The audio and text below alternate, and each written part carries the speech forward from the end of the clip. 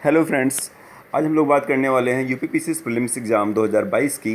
दोस्तों, जैसे आप लोग को पता है इसके फॉर्म आ चुके हैं और जिसने अभी तक फॉर्म नहीं भरा है प्लीज़ आप सब फॉर्म डाल दीजिए। इसकी जो लास्ट डेट है दोस्तों है वो है 12 अप्रैल। 12 अप्रैल तक आप लोग फॉर्म डाल दीजिए और 16 अप्रैल लास्ट डेट है जिसमें फाइनल आपको सबमिट करने का है।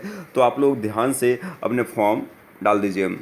दोस्तों, आज अब इसके बाद बात करने वाले हैं कि इस एग्ज़ाम को कैसे क्लियर किया जाए। यहाँ से आपको 70 डेज़ मोटी मोटा बचे हुए हैं, तो 70 डेज़ में कैसे आसानी से पीसीएस प्रीलिम्स को क्लियर किया जाए।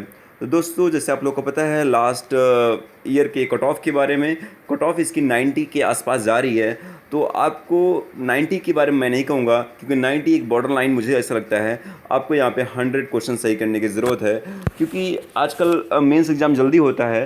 तो अगर आप यहाँ पे 100 क्वेश्चन सही करते हैं तो आप इजीली मेंस एग्ज़ाम बैठ सकते हैं और आपको तैयारी के लिए ज़्यादा समय मिल सकता है। अगर आप बॉर्डर लाइन पर रहेंगे तो लटके रहेंगे और भटके रहेंगे जब तक आपका रिज़ल्ट नहीं आ जाएगा। तो दोस्तों, मेरा सजेशन ये है कि आपको 100 क्वेश्चन सही करने की ज़रूरत है और इसके लिए दोस्तों आपको कड़ी मेहनत भी करनी पड़ेगी। कड़ी मेहनत के साथ एक स्मार्ट स्टडी भी बहुत ज़रूरी है कि आपको ये पता होना चाहिए कि कहाँ से क्वेश्चन आते हैं और कितने क्वेश्चन आते हैं और कितना उस सब्जेक्ट पे टाइम देने की ज़रूरत है। तो पहली बात आज हम दोस्तों इसी पे बात करने वाले हैं क्योंकि गलतियाँ यही हो जाती हैं। लोग उस जगह पे अपना टाइम वेस्ट करते हैं, वो अपनी ऊर्जा खपा देते हैं जहाँ से पता चला 2 ही नंबर आने वाला है। आप इतना गड्ढा खोदे कि पानी नहीं निकल रहा वहाँ से, तो फ़ायदा क्या है। तो आप गड्ढा वहीं खोदिए जहाँ से स्वच्छ जल निकले। तो उसके लिए दोस्तों मैं आपको बताता हूँ कि आपको कहाँ ज़्यादा मेहनत करने की ज़रूरत है और कहाँ ज़्यादा क्वेश्चंस आते हैं।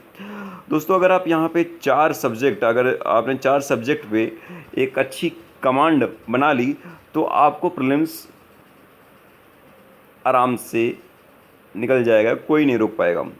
दोस्तों, पहली चीज़ है ये वो है करंट अफेयर। कि करंट अफेयर से आजकल देखने में आ रहा है कि 30 to 35 क्वेश्चंस आ रहे हैं। तो 35 क्वेश्चन करंट के, मॉडर्न हिस्ट्री के 15 क्वेश्चंस, पॉलिटी के 15 क्वेश्चन और ज्योग्राफी और इन्वायरमेंट जो एक ही सब्जेक्ट टाइप के हैं यहाँ से 35 क्वेश्चन। तो 100 क्वेश्चन यहाँ से आ रहा है। तो मेरा आपसे सलाह है कि आप इसी पे ज़्यादा मेहनत करिए क्योंकि ये 100 क्वेश्चन पे अगर आप मेहनत करते हैं तो यहाँ से आपको ज़्यादा कुछ पढ़ना भी नहीं है और निकल जाएगा। और इसके बाद अगर आप 50 क्वेश्चन जो आ रहा है जिसके लिए आपको साइंस भी पढ़ना पड़ेगा, इकोनॉमी थोड़ी बेसिक पढ़नी पड़ेगी, एंशिएंट पढ़ना पड़ेगा, मेडुअल पढ़ना पड़ेगा, पूरा मिसलेनियस पढ़ना पड़ेगा। और यहाँ पे अगर आप केवल लुसेंट उठा के एक बुक ले लेंगे तो उससे भी काम चल जाएगा। लेकिन अगर आप इसको थोड़े से स्टैंडर्ड वाइज पढ़ेंगे और कुछ प्रीवियस ईयर क्वेश्चन को नोटिस करके पढ़ेंगे तो अगर आप 100 क्वेश्चन पे इसी पे फोकस करिए तो मुझे लगता है कि आपका स्कोर बहुत अच्छा हो सकता है। और आप मेरी जो सलाह है आपको कि आप current affair, modern history, polity and geography and ecology, ये जो है इसी को आप पकड़ के रखिए।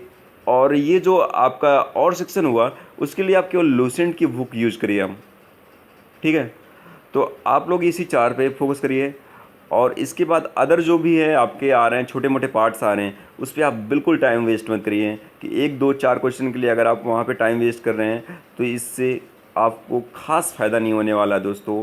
क्योंकि आजकल ज़माना है रिवीजन की, आपको याद कितना है। क्योंकि आजकल जो एग्ज़ाम में क्वेश्चन पूछे जा रहे हैं वो दोस्तों फैक्ट वाइज पूछे जा रहे हैं और फैक्ट के लिए आपको रिवीजन की डिमांड होती है कि आप किताब को कम से कम मल्टीपल 3 या 4 बार अगर पढ़े रहेंगे तो वो किताबें याद रहेंगी। तो करंट अफेयर आप मार्केट्स लाते हैं लास्ट के 15-20 दिन पहले और वो चीज़ें आपको याद नहीं रहती हैं और वहाँ पे करंट अफेयर गलती चलता है।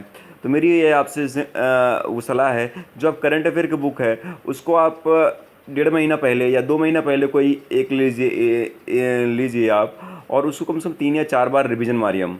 4 बार रिवीजन, क्योंकि आप लास्ट में लाते हैं 15-20 दिन पहले और 4-5 बार आपसे रिवीजन नहीं होती है। इस वजह से करंट अफेयर क्वेश्चन भी गलत हो जाते हैं और भी आप बेसिक चीज़ें का ना गलत करते हैं और आप इजीली का ना है बाहर हो जाते हैं।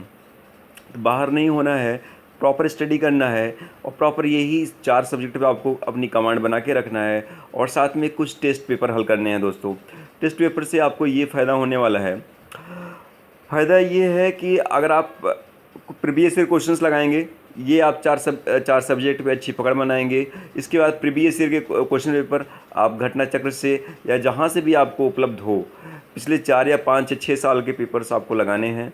और इसके बाद जो है सबसे इम्पॉर्टेंट है वो टेस्ट आप किसी कोचिंग के टेस्ट उठा के लाइए, या कहीं से भी आपको जो भी मिले टेस्ट पेपर्स वहाँ पे लाइए, और उसको घर में आप प्रॉपर 2 घंटे के टाइम लिमिट के हिसाब से आप घर में कम से कम ये 4 या 5 या 6 या 8 10 टेस्ट दे दीजिए। इससे क्या होगा कि आपको कम से कम एक प्रॉपर टाइम में आपसे क्या सिली मिस्टेक्स हो रही हैं वो आपको कम करने में आसानी होगी।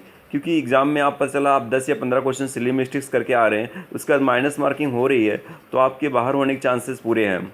तो सिली मिस्टेक्स के अगर आपको कट करना है तो आपको थोड़ा सा टेस्ट देना पड़ेगा। और टेस्ट कम से कम मुझे लगता है अगर आप 7 से 8 या 10 टेस्ट दे देंगे तब भी कोई दिक्कत नहीं है, लेकिन 10 टेस्ट आप प्रॉपर 2 घंटे बैठ के दीजिए।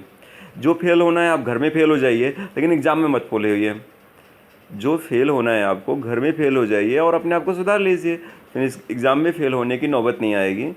तो दोस्तों, आपको 4 subject current affair, modern history, polity, geography and ecology, ये आपको फोकस करने हैं। और जो भी आप इसके बाद जो सब्जेक्ट हैं उसके लिए आपको लूसेंट बुक ओनली पढ़ने की ज़रूरत है, इससे ज़्यादा कुछ नहीं, स्पेशली प्रीलिम्स के लिए। और प्रीलिम्स एग्ज़ाम जब आप क्लियर करेंगे तो मेंस के लिए भी स्ट्रेटजी है, और मेंस के लिए अगर आपको स्ट्रेटजी चाहिए तो आप प्लीज़ कमेंट बॉक्स में उसके बारे में बताइए। ओके दोस्तों, थैंक यू सो मच।